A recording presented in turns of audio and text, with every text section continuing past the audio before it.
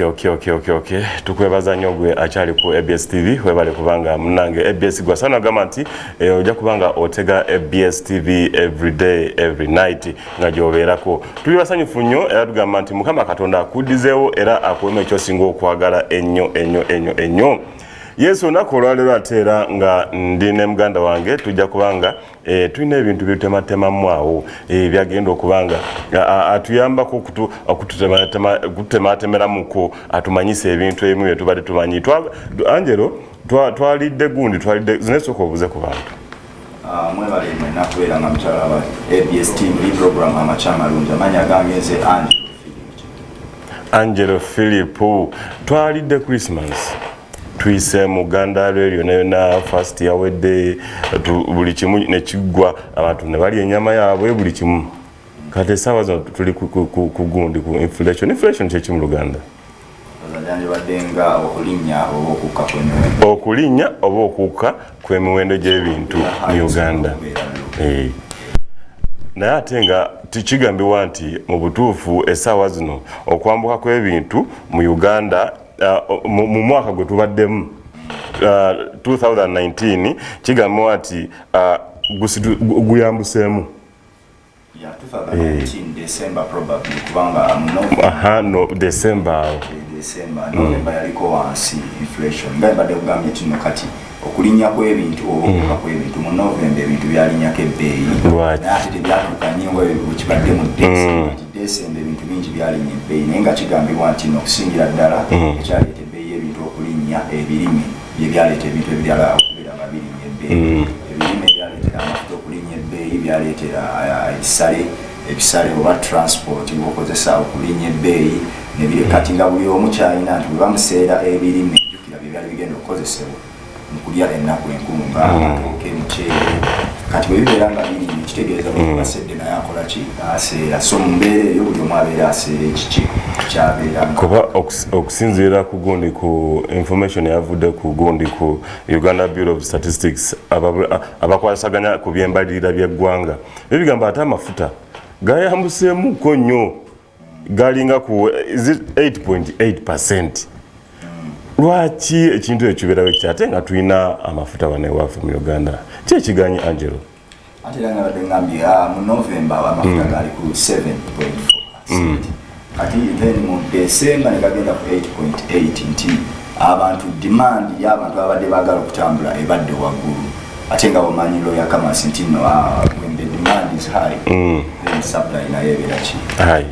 Demand webeera low supply nayo ebeera ki ebeera low. Kitambulira kati abantu bangi bali beetaaga okutambula of course nga ne baana bakola ki ab'ebidduka abali mu transport system balina okuseera ate mu kuseera ne then ne beeyi ya fuel erinya. However government yo tevaayo n'ekirambo kati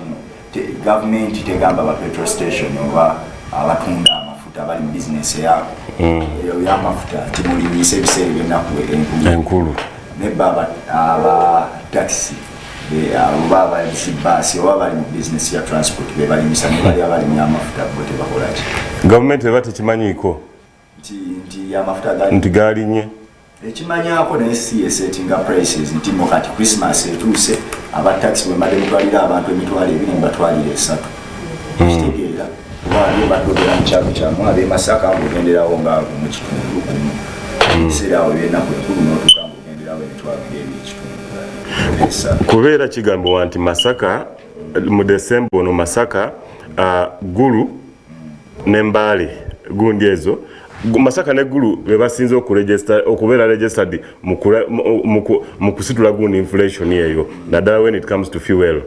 ebintu by'amafuta ebyo mweno gulinya ate Mbale eri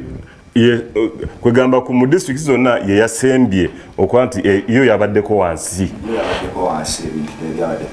njakiriza mu mbeera bweti nti no abantu bangi kati kuba Kampala ye capital ekigambo ekibuga bakiyita capital city ekibeera nti no just nti oba kinene oba kirina ebizimbe ebirungi si ekyo ekibeera capital kibeera ebyenfuna by'eggwanga bwe biri mu biyingira bw'okiwulira capital kiri related ku money kigambo kya money byanfuna bagamba nti capital y'eggwanga nti no kati Kampala is the capital city of Uganda babeera balina kye bategeeza nti n'ebyenfuna bitambulira awo kati gasanya nti abantu abali mu Kampala ebyenfuna mwe babitambuliza mu Kampala bakwata enguudo ezo naddala olw'e Masaka lulitamininga nnyo Kampala kuba tujagamba tino luliisa Kampala. Yes, kyo kituufu luliisa nnyo Kampala, amatooke, amata, ensujju. Kati oluguudo olwo lukola ki? Kampala ebiyimiriddeko nnyo. Jalaba kino tevaayo ki bingi nnyo Kampala byeyagala. Mbale ndowooza mpulira ndowooza yandibadde nga Maka mpulirayo kye bayita amaleewa. Naye tegayingira nnyo mu kibuga. Mpozi neera n'amatooke kubeera n'amatooke nago somehow nago gavaawa mu Mbale ate kwotadde ne obumonde. Yes, nabo bubeewo saidi ze Kapchorwa naye yasitira lwe Lusinga n'obumonde Lusinga kuba bulinye ekabaali n'ekiso yasitira mu lujja bbeera lukyalinga so ensonga lwaki walabye nti transport ade nti Mbale wezigenda emmotoka 2 Masaka ziba zakagenda nga 5 na 50 luli bize nnyo bagamba gulu tubadde tugendera eggulu mitwalo ekinene nnyo era mitwalo 3 awo 3 4 awo naye this time yabadde ku mitwalo 8 abantu bano nga baganya okutubba bwe batyo kati ki kiba kikyuseemu nze mba manyi nti olaba mu Christmas abantu baba bakuze eki baba bangi kiba kitegeeza nti osobola ovuga n'ogenda n'okomawo n'okima abalala than okwongeza obwongezi gundi mitwalo 8 ng'omuntu ava wano kugenda gulu wali ekyo kintu kisoboka ate gyekira nti n'abantu bangi tebabeera na option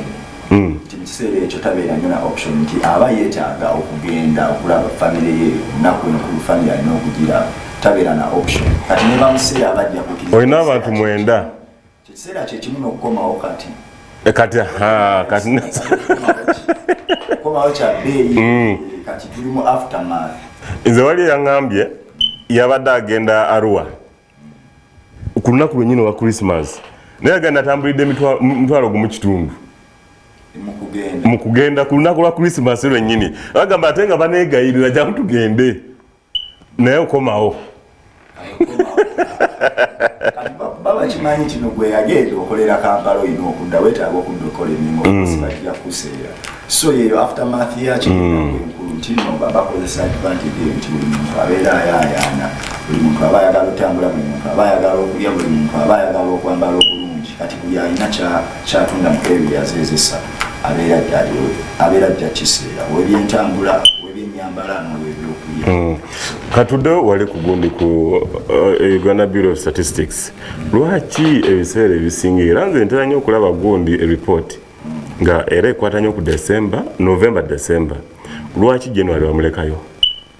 obanga bafulumya report bandibadde nga bafulumya overall nti kuva January okutuuka December bino webibaddemu ne bagezaako kutulaga nga ebintu ebizze nga bikola ki bikyuka kuba amafuta emabega kwawo ndowooza gubadde gwa 6 amafuta still gayambuseemuko nga gali ku 14 okiraba ogw'omukaaga awo mwesomerwa nga abantu bagamba tugenda simanyi ebintu bino wamanga bigenda kubanga bikkakkanaku bajja kubisaako wansi naye munnange tebikangako amafuta ge gali kimu ku ebyo ebintu ebyayogerwako kubanga bikola ki bikka naye twogera ate kati byeyongera kusiduka esaawa zino Angelo obeera n'omutwalo n'ogenda ku petrol station n'ompakinga amaluka n'omugamba nteekeramu omutwalo mu butuufu oyinza okwesanga omutwalo muvudde mu litemu ati kati ekiri ku Uganda National Bureau of Statistics yo tekwasisa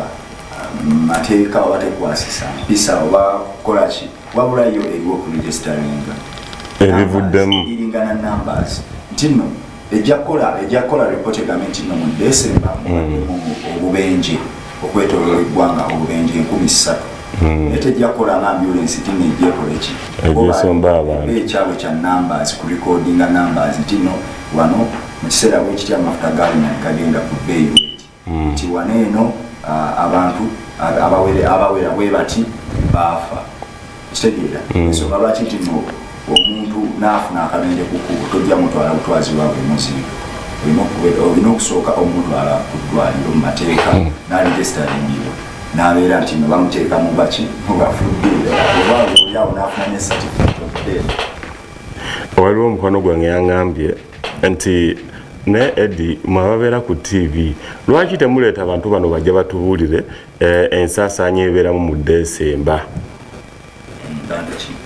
mbuba n'abakola era kirekera be bamawo bagundi Uganda Bureau of Statistics mbubaveyo ne ripooti batubuulire nti mu Christmas ono abantu sente weziti zezibadde spent mu gundi nemugamba nti ekintu ekyo kiyinza obutabeera kizibu gye bali naye gwe kati onoomanya otya nti kabaala ka gundi ka mukulu gundi akali mu kyalo eyo abantu banywedde omwenge gwenkana we guti babadira ku kikucupa basobola beera accurate naye basobola estimation nti wano eno omwenge guti gwe gwanyeredde so nti byattibwa misango bwegiti gyegyaziddwa already era bwoba olabako buli department evunanyizibwa ku ekyo bawa report kati emisango bosi be bagenda ne baginoonya naye polisi bawa report ne bagamba nti abantu abadde bana abatiddwa gundi eno LDU during the Christmas festival season ebaddewo the Christmas and the New Year's tinabagamba abantu bwe bati ekikola esobola okubeera nga bakikola tujjafuna. Uganda Police yafulumiza report already ku 26th nga bagezaako okutulaga nga abantu mbu this time cases ezabadde registered naye Uganda Police bakulu mmwe bannaye tubagalanye naye mukole ebintu nga biri so much actually tosobola gamba nti badde emisango 26 yes mu Christmas yeno yokka only 26 musimanyi mwabaddemu omukazi omu eyarepingiddwa webusoga mwabaddemu simanyi gwe bakubye natunudde nga batubuulira ebitene nasese nengamba naye waliwo ekibulamu kuba Uganda is big somehow kisobola okubeera ekituufu kuba abantu bangi basobola okubbako essimu yo edi oba oli abeera aziza omusanga aba akoze theft notagenda kuloopa oba olina janamenya ennyumba yo toliiwo notabifaako noga akampola ebirala niwenaaloopa bagende bamenye TV ekitegeeza ebyo bye baloopye bebiri registered anje tubula dakika ntini nnyo njagala onkubire torch mu January ono gwe tulimu naddala when it comes to ebyenfuna byo bigenda kubeera bizibu January ebyefuna bigenda kubeera bizibu jjukira ebiseera ebisinga abantu badda buzibu babaddeyo oba badde mu business obanga ndowooza agitandika n'obutandisi obanga otandika bupya then n'abajja abaguzi bo kuba bakasitoma bo nabo babanga abapya kati ate ebyo bannaffe bo abali simanyi oba bwe babeera bali mu holidays babeera basasula abasomesa kati sente zaffe ziba zijja ku akawunti abobukale yes bali covered obadde omanyi mbu bwe bagenda mu gundi tebafuna musaala private situation bafuna mulimu galimu abaana nga bisatu ndowooza aba private era tebafuna kyabo bokumagoba kwe batambulira sikiwanti nno balabika abo baba bafuna mu holidays bayinza okuba tebafuna aba gavumenti bokka kuba bali ku payroll ate sigamba ne private ziri waliwo private ennungi kati nga Kampala Parents, City Parents, simanyi biki private zino nga fees amwana asasula so mwezi genda beera muzibu enfuna financial wise genda beera muzibu ng'abantu bwe bagamba nti akasana mu January ono nemunsawo katuukamu January bakakale ekireetera sente okubula mu January nti abantu babeera baspendinze nnyo ebyokwesanyusa so si mu kuinvestinga tebainvestinga nnyo mu January December abula baspendinga nnyo kati ate bwe babeera bajjukira okuddamu okuinvestinga mu aba spending under January miche mwino okumanya nti January kasitana atandika kina bagamba nga tugenda muguni mu Christmas wano bagamba nti bannaye mu spending katini tekigasa okukeera n'ogera n'ogula ekiro z'ennyama 30 muli abantu basatu ewaka gwendo mukyalawo n'akaana akato kiba kigenda buli omu agenda kulya kiro 10 okiraba mugule nga bulijjo we mubadde just nti nze olaba nze Angelo ekyenjawulo ekiriwo kunze nti olunaku olwo engeri gye ndukwasaganyamu ate si engeri abalala gye balikwasaganyamu. This is a time gye nsobola okugamba nti okay mbaddeko n'abantu bange baludde okundaba naye of course tulina okulya as normal, you know. Sigamba nti olunaku tulina kukulira ddala nnyama tufe n'okufa tunywe emyenge tutuuke n'obutategeera kutuma okugenda okukola ebintu ebitakwatagana. This is now January. Era kakyemanyi Angelo nga we twayogera wano nti waliwo abagenda ate kufuukira bazadde baabwe ekyenenwa mugundi nga ate baagala bakwate enkoko mu kyalo batunde bakozese transport naye ate nga bagenda baddooni batunde enkoko obubuzi olwoko omwana ali kuddayowa addayo mu kibuga okitegeera ekintu ekyo kibeerawo nnyonyonyo nze munaye mu village yange mbiraba nnyo. Actually bangi bakozesa akasente ke balinawo ate abamu ne bakwata ne kuza business ezo nino bisaana kubeera nga okusevinga kyeki mu January zino za Christmas notayingira nnyo mu nsawo mu bintu eby'amasanyu mu kyalo nze mu bbaala wa so gwe wena ali eyo tubadde tugezako kuba light mugundi mu inflation oba okuka kw'ebintu n'okusulwa kw'ebintu okusinziira ku gundi Uganda Bureau of Statistics of course omukulu yatugambye nti ebintu at least byongedde okukola ki okusitukamu ko naddala mu Christmas naddala mu December kigambibwa nti naddala mu December ono ebadde 3.6% okusingako kate ku gundi ku November because November yali 3%. Okiraba ate nga kigambibwa nti naddala food crops ebintu ebirime bye tulya bye bisinze nnyo okola ki okusitula gundi eno n'amafuta. Era nagezaako natulaga districts ezimu naddala nga Masaka Gulu n'Embale. Of course zezavudde ogamba nti Masaka ebadde so high nyonyonyo because ebyokulya bivuyeeyo. Neso ku lwa time Angelo ndowooza tetukomawo Pozi akasemba bino bakwebaza kubaze ku overnight ekiro ekyokuyisaamu ennaku zonna eza 3 mpaka 1 ndoza lubadde n'olunaku lwajju n'okusajju so mwena abaze ku RCCK mwebale kubeera nga mwasobodde okujja mwebale n'okwekumira ku programu amakya amalungi abadde mukulu Angelo of course ate nange Ed Uganda 256 Uganda's number most obviously nga tukibeeramu wano of course amakya amalungi mwebale nnyo mwebale kulaba EBS mukama abadizeewo abakozi January tuchape.